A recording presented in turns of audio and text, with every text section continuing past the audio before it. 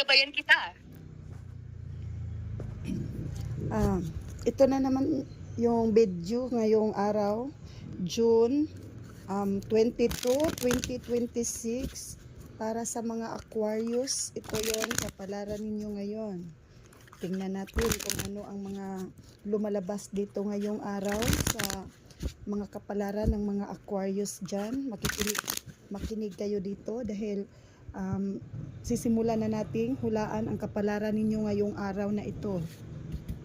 Pili tayo ng 3. Tingnan natin ang pasiunang pagpili natin ngayon.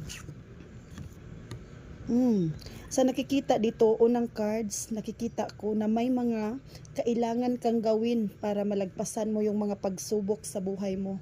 Parang maraming pagsubok ang darating, pero magpakatatag ka lang dahil kung ano man ang mga pagsubok na yon, alam ko na kayang-kaya mo yan malagpasan. Ang dapat mo lang gawin ay magpakatatag ka ngayon dahil ang lahat ng ito ay may katapusan din.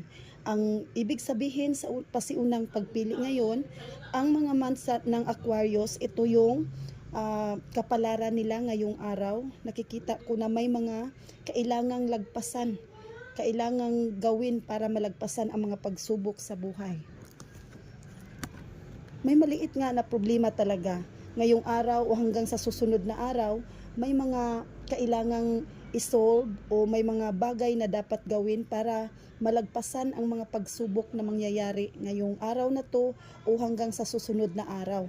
Nakikita ko pa kasi na parang hindi pa masyadong masaya or parang malungkot pa yung buhay, pero hindi naman lahat ng panahon ganito. Siguro ngayong araw lang at sa sunod na araw, pagkatapos ng lahat, malalagpasan din ang mga pagsubok na ito. Mabubuhay din ang yung mga plano at magtatagumpay ka rin sa lahat ng mga gusto mong gawin.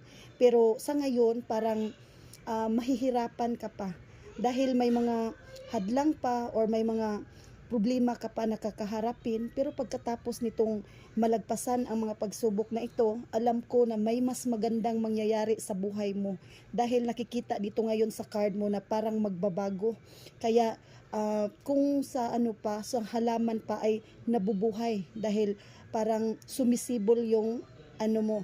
Sa mga plano mo naman, mga pangarap mo, kung may naudlot man, huwag kang mag-alala dahil kapag ipagpatuloy mo pa rin, huwag ka lang mawala ng pag-asa, matutupad pa rin lahat ng mga plano mo sa buhay. Ito yung pasiunang card para sa mga Aquarius. Kung may mga gusto pa kayong